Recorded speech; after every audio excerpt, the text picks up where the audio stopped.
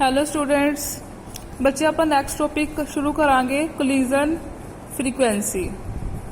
ਠੀਕ ਹੈ, ਓਨਰਸ ਦਾ। ਇਸ ਤੋਂ ਪਹਿਲਾਂ ਆਪਾਂ ਕੋਲੀਜ਼ਨ ਪੈਰਾਮੀਟਰ ਕਰ ਲਏ ਸੀਗੇ। ਠੀਕ ਹੈ, ਕੋਲੀਜ਼ਨ ਪੈਰਾਮੀਟਰ ਕਿਹੜੇ ਕਿਹੜੇ ਕਰ ਲਏ ਸੀਗੇ? ਕੋਲੀਜ਼ਨ ਡਾਇਮੀਟਰ ਕਰ ਲਿਆ ਸੀਗਾ। ਠੀਕ ਹੈ, ਕੋਲੀਜ਼ਨ ਕ੍ਰੋਸ ਸੈਕਸ਼ਨ ਕਰ ਲਿਆ ਸੀਗਾ, ਕੋਲੀਜ਼ਨ ਨੰਬਰ ਕਰ ਲਿਆ ਸੀਗਾ। ਠੀਕ ਹੈ, ਹੁਣ ਫੋਰਥ ਕੋਲੀਜ਼ਨ ਪੈਰਾਮੀਟਰ ਹੈ, ਇਟ ਇਜ਼ ਅ ਕੋਲੀਜ਼ਨ ਫ੍ਰੀਕੁਐਂਸੀ। ਠੀਕ ਹੈ, 3 ਪੈਰਾਮੀਟਰ ਆਪਾਂ ਪਿੱਛੇ ਕਰ ਲਏ ਸੀਗੇ ਕੋਲੀਜ਼ਨ ਦੇ। फोर्थ पैरामीटर है कोलिजन फ्रीक्वेंसी। ठीक है स्टूडेंट, कोलिजन फ्रीक्वेंसी है कि it is a number of molecular collision. ठीक है, it is a number of molecular collision occurring per unit time per unit area। occurring per unit time per unit area।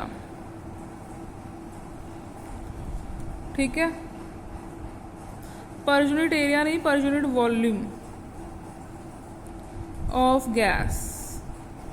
ठीक है, and it is equal to collision frequency है किंदे equal, and it is equal to Z11 1/2 √2 pi d square c rho दा square. बच्चे सब कुछ discuss कर लिया सी आपां, जो पाई डी स्केयर है। ठीक है, जो pi d square sigma, this is a collision cross section, this is equal to sigma and it is equal to collision cross section.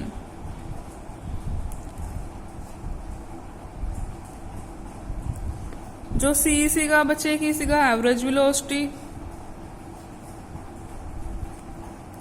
ठीक है, जो रो सीगा this is the number density. Number density की होंगी है number of molecule per unit volume of gas. Number of molecules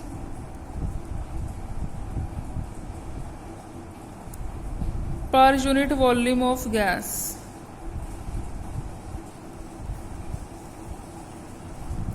ठीक है students, उस तो बाद नैक्सट अपने को लिया है कि ਆਪਾਂ जो आ मूरे वाला फैक्टर है, ठीक है, ਨੂੰ थोड़ा सॉल्व कर लेने आ। देखो √2 ਨਾਲ मल्टीप्लाई तो डिवाइड कर देने आ। ठीक है, ताकि थोड़ा सिंपलीफाई हो सके। 1/2।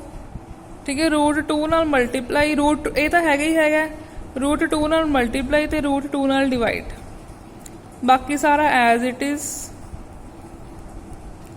देखो √2 तो 2 की बन गया अपने को 2/2 √2 pi d square c rho दा स्केयर। 2 नाल 2 कैंसल था, एक ही बन गया अपने को। सिर्फ सिंपलीफाई किया आपां, पाई डी स्केयर सी रो दा square.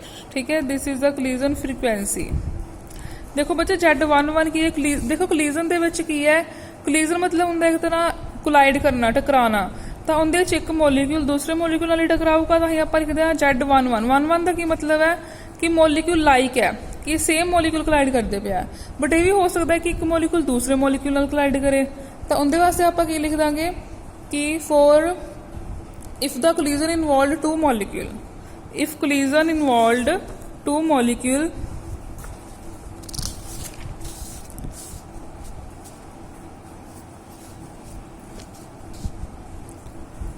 if collision involve 2 molecules,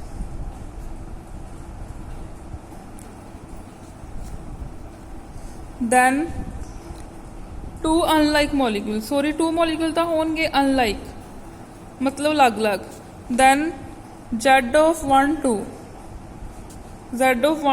is equal to 1/√2 pi d square √C रो1 रो2। ठीक है स्टूडेंट, जो इच डी एवरेज है की है D1 D2/2। रो1 ते रो2 इच की है number density of molecule 1 and molecule 2। रो1 एंड रो2, दीज आर number density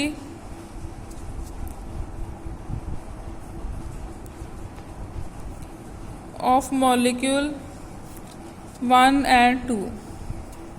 ਠੀਕ ਹੈ, ਜਿਹੜੀ ਆ ਰੋ ਹੁੰਦੀ ਹੈ ਐਕਚੁਅਲ ਦੇ ਵਿੱਚ ਕਿੰਦੇ ਇਕੁਅਲ ਹੁੰਦੀ ਹੈ, ਨੰਬਰ ਡੈਂਸਿਟੀ।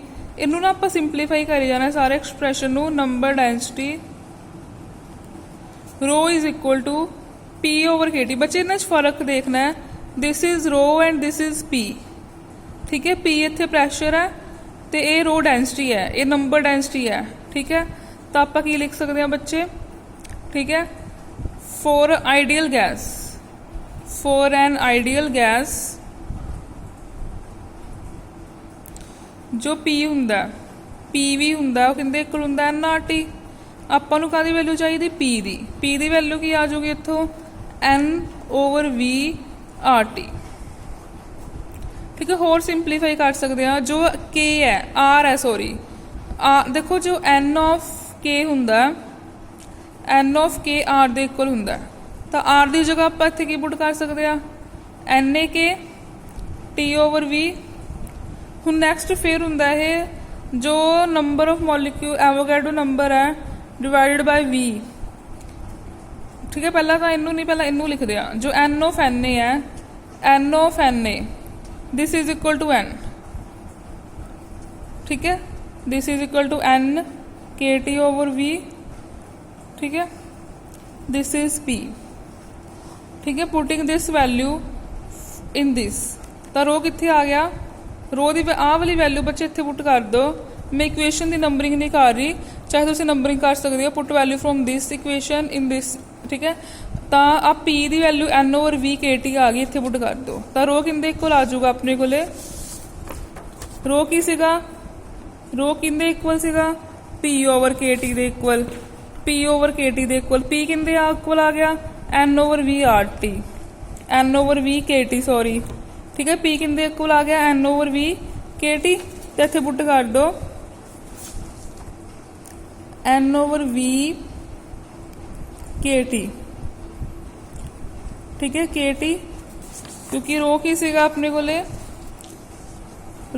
रो की सी P/KT। P किंदे इक्वल आ गया? N/V KT over KT, KT ना KT कैंसल। ठीक है, जो पुटिंग करोगे तो तुहाडे कोल की रह जाऊगा? सिर्फ rho is equal to N/V। Rho is equal to N/V। ठीक है स्टूडेंट्स, तो हुण ये अपने को वैल्यू पुट कर दो ऊपर वाली इक्वेशन। ठीक है,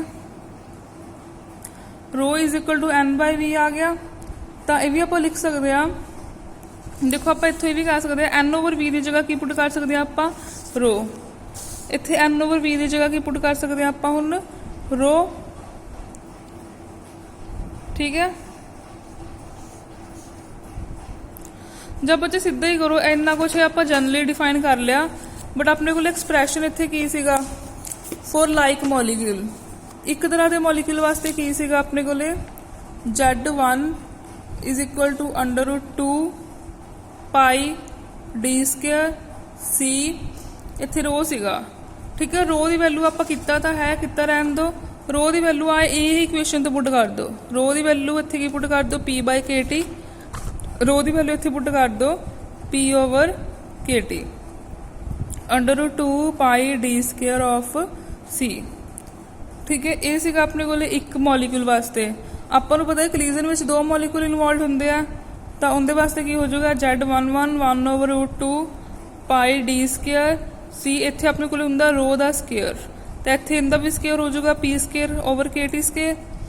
1/√2 पाई d² P²/KT²। ठीक है, Z11। ठीक है, दिस इज द कलीजन फ्रीक्वेंसी।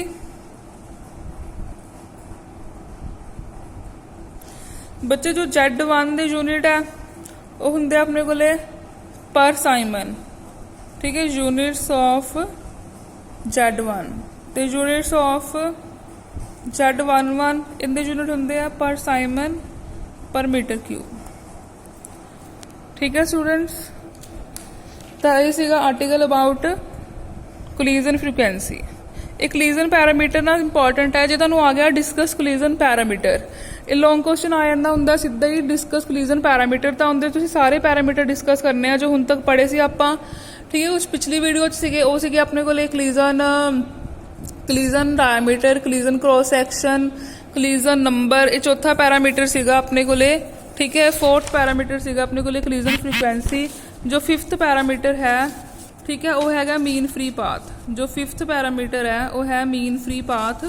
ਠੀਕ ਹੈ, ਜੇ ਤੁਹਾਨੂੰ ਡਿਸਕਸ ਆ ਗਿਆ ਕੋਲੀਜਨ ਪੈਰਾਮੀਟਰ ਤਾਂ ਤੁਸੀਂ ਪੰਜੋ ਦੇ ਪੰਜੋ ਪੈਰਾਮੀਟਰ ਡਿਸਕਸ ਕਰਨੇ ਆ। ਕਈ ਵਾਰੀ ਵੈਰੀ ਸ਼ੋਰਟ ਵਿੱਚ ਇੱਕ ਪਾਰਟ ਆ ਜਾਂਦਾ ਹੁੰਦਾ discuss mean free path, discuss collision number, ਇੱਕ ਅੱਧਾ ਕੋਲੀਜਨ ਪੈਰਾਮੀਟਰ ਆ ਗਏ ਤਾਂ ਤੁਸੀਂ ਉਹ ਡਿਸਕਸ ਕਰਨਾ ਹੈ। ਠੀਕ ਹੈ, ਨੈਕਸਟ ਹੈ ਮੀਨ ਫ੍ਰੀ ਪਾਥ। ਠੀਕ ਹੈ, ਇਹ ਵੀ ਅਲੱਗ ਤੋਂ ਵੀ ਇੰਪੋਰਟੈਂਟ ਹੈ, ਡਿਸਕਸ ਮੀਨ ਫ੍ਰੀ ਪਾਥ। ਠੀਕ ਹੈ, ਮੀਨ ਫ੍ਰੀ ਪਾਥ ਕੀ ਹੁੰਦਾ ਬੱਚੇ ਦੇਖੋ। ਠੀਕ ਹੈ, ਕੋਲੀਜਨ ਦੇ ਵਿੱਚ ਆਪਣੇ ਕੋਲੇ ਕੀ ਹੁੰਦਾ ਕਿ ਦੋ ਮੋਲੀਕਿਊਲ ਕੋਲਾਈਡ ਕਰਦੇ ਆ। ਜਦੋਂ ਦੋ ਮੋਲੀਕਿਊਲ ਕੋਲਾਈਡ ਕਰਦੇ ਆ ਤਾਂ ਉਹਨਾਂ ਦੇ ਵਿੱਚ ਜਿਵੇਂ ਆਹ ਮੋਲੀਕਿਊਲ ਇੱਥੇ ਪਿਆ, ਆਹ ਮੋਲੀਕਿਊਲ ਇੱਥੇ ਪਿਆ, ਤਾਂ ਜਦੋਂ ਦੋਨੋਂ ਕੋਲਾਈਡ ਕਰਦੇ ਆ ਤਾਂ ਇੱਕ ਥੋੜਾ ਡਿਸਟੈਂਸ ਹੁੰਦਾ ਵਿੱਚ, ਤਾਂ ਜਿਵੇਂ ਇੱਥੇ ਪਿਆ ਆਹ ਡਿਸਟੈਂਸ ਕਵਰ ਕਰਕੇ ਇਹਦੇ ਕੋਲੇ ਆ ਜਾਊਗਾ, ਤਾਂ distance travel ਬਾय the molecule for collision is known as mean free path। ठीक है, distance travel by the mean distance, it is defined as, पहली गल तो it is denoted by lambda, it is denoted by lambda, it is defined as mean distance traveled by a gas molecule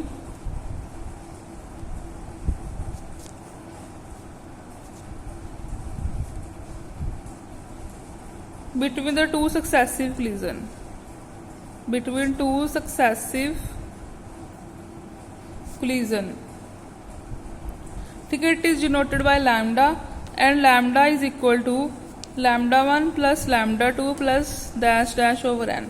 जिवें अपने कोल collision हो रही है, जिवें इत्थों तो इत्थे डिस्टेंस कवर किया, फिर इत्थों तो इत्थे डिस्टेंस कवर किया, इत्थों तो इत्थों डिस्टेंस था, इन्ना को डिस्टेंस लैम्डा 1 हो गया, लैम्डा 2 हो गया, लैम्डा 3 हो गया, लैम्डा 4 हो गया, टैक्सरा। ठीक है, तो लैम्डा मीन फ्री पाथ हुंदा किंदे इक्वल है average velocity over collision number.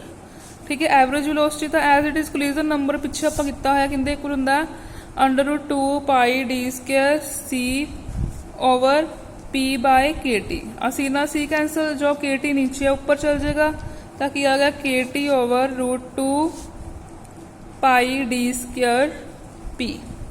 ठीक है, दिस इज अ लैम्डा। तो इतों आप कह सकते हैं पी की जो सारा कुछ के भी कॉन्स्टेंट है, एक पर्टिकुलर टैंपरेचर लिए टैंपरेचर भी कॉन्स्टेंट है, जिवें आप फिक्स रख लिया टैंपरेचर 25 डिग्री सैल्सियस, कुछ भी 30 डिग्री सैल्सियस, 2 भी कॉन्स्टेंट है, एरिया भी कॉन्स्टेंट है। ठीक है, पाई डी स्केयर। तो lambda is inversely proportional to p, here p is pressure. So अपने को की हुंदा है कि जो if pressure is large lambda is small. ठीक है, जो 1 एटमोसफेयर प्रेशर है, for 1 atmosphere pressure this is large pressure, lambda is very small, lambda is very small. ठीक है, which implies that molecule collide with one another more frequently. देखो जी मतलब pressure बहुत ज़्यादा है, जो प्रेशर ज़्यादा मॉलिक्यूल नेड़े नेड़े आएंगे, मीन फ्री पाथ घट है, उन्होंने डिस्टेंस घट है। इट मीनस की है कि molecule collide with one another more frequently than they collide with the wall of container, that is molecule collide with one another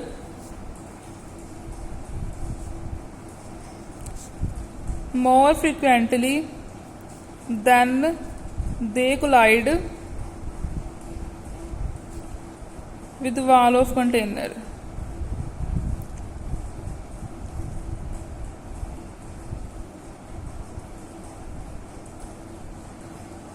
ठीक है बच्चे, then they collide with wall of container।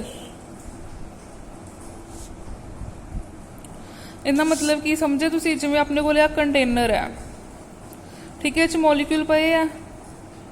ठीक है, मॉलिक्यूल लैम्डा अपने को बहुत small है, lambda की सी मीन फ्री पाथ, मतलब इन्होंने मॉलिक्यूल के विचला पाथ, जिवें कि पहला तुहानूं मैं दस्सिया कि विचला पाथ, तो कहते इन्होंने दोनों के विच पाथ है जिहड़ा बहुत ज़्यादा घट है, ਕਿ ਉਹ ਆਪਸ ਵਿੱਚ ਜ਼ਿਆਦਾ ਜਲਦੀ ਕੋਲਾਈਡ ਕਰਨਗੇ than with the wall of container. Wall ਤੋਂ ਡਿਸਟੈਂਸ ਜ਼ਿਆਦਾ ਹੈ ਆਪਸ ਵਿੱਚ, ਸੋ they collide with one another, ਆਪਸ ਵਿੱਚ ਜਲਦੀ, ਫ੍ਰੀਕੁਐਂਟਲੀ ਮਤਲਬ ਹੁੰਦਾ ਜਲਦੀ ਕੋਲਾਈਡ ਕਰਨਗੇ than with the wall of the container. ਇਹਦੇ ਨਾਲ ਕੀ ਆ, ਜਲਦੀ ਕੋਲਾਈਡ ਨਹੀਂ ਕਰਨਗੇ। ਜੇ ਉਲਟੀ ਗੱਲ ਲੈ ਲਈਏ, if pressure is less than 1 atmosphere lambda is large, ਮਤਲਬ ਮੀਨ ਫ੍ਰੀ ਪਾਥ ਕੀ ਹੋ ਜਾਊਗਾ, ਜ਼ਿਆਦਾ ਹੋ ਜਾਊਗਾ। So they collide with wall of container more frequently than they collide with each other. ਠੀਕ ਹੈ, ਮਤਲਬ ਕੀ ਕਹਿ ਲਓ ਕਿ ਆਹ ਕੀ ਹੋ ਗਿਆ, ਵੈਕਿਊਮ। ਮਤਲਬ ਵੈਕਿਊਮ ਦੇ ਵਿੱਚ ਕੀ ਹੈ, ਮੋਲੀਕਿਊਲ ਬਹੁਤ ਦੂਰ ਦੂਰ ਪਏ ਆ। ਠੀਕ ਹੈ, ਸੋ ਇਨ ਵੈਕਿਊਮ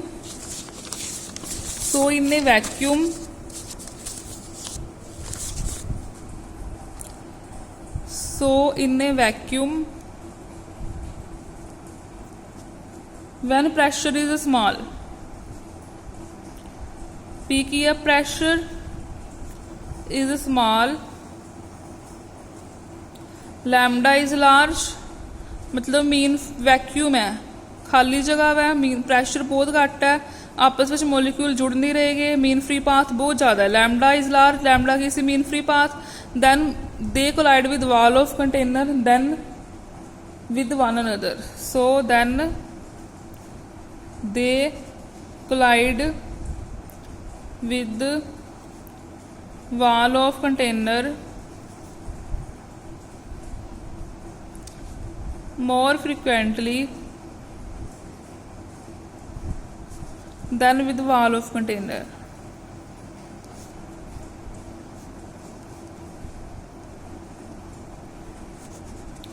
ठीक है बच्चे, ਇਹ ਸੀਗਾ ਆਪਣੇ ਕੋਲੇ। ਇੱਥੇ ਤੱਕ ਕੋਲੀਜ਼ਨ ਪੈਰਾਮੀਟਰ ਖਤਮ ਹੋ ਗਏ। ਕੋਲੀਜ਼ਨ ਪੈਰਾਮੀਟਰ 5 ਸੀਗੇ। ਫਸਟ ਸੀਗਾ ਕੋਲੀਜ਼ਨ ਡਾਇਮੀਟਰ d, ਫਿਰ ਸੀ ਕੋਲੀਜ਼ਨ ਕ੍ਰੋਸ ਸੈਕਸ਼ਨ सिग्मा, फिर सीगा अपने कोले कोलिजन नंबर Z, फोर्थ सीगा कोलिजन फ्रीक्वेंसी। ठीक है, Z11 या Z12, फिर सीगा अपने कोले फिफ्थ मीन फ्री पाथ। जे तुहानू आ गया डिस्कस करना कि डिस्कस कोलिजन पैरामीटर, फिर तुसी पंजों दे पंजों डिस्कस करने। लॉन्ग क्वेश्चन च आ जांदा हुंदा ऑनर्स दे विच 8 नंबर च। ठीक है, जे तुहानू आ गया कि इन्हां चों कोई भी एक पार्ट वेरी शॉर्ट विच आ जांदा हुंदा, discuss collision cross section sigma, ਜਾਂ मीन फ्री पाथ इंपॉर्टेंट है, या कोलिजन फ्रीक्वेंसी, वो तो तुहानू पता फिर कल्ला वही डिस्कस करना 2 मार्क्स विच। ठीक है बच्चे, सो नैक्सट टॉपिक है ट्रांसपोर्ट प्रॉपर्टीज़, वो आपां नैक्सट वीडियो च डिस्कस करांगे। ओके।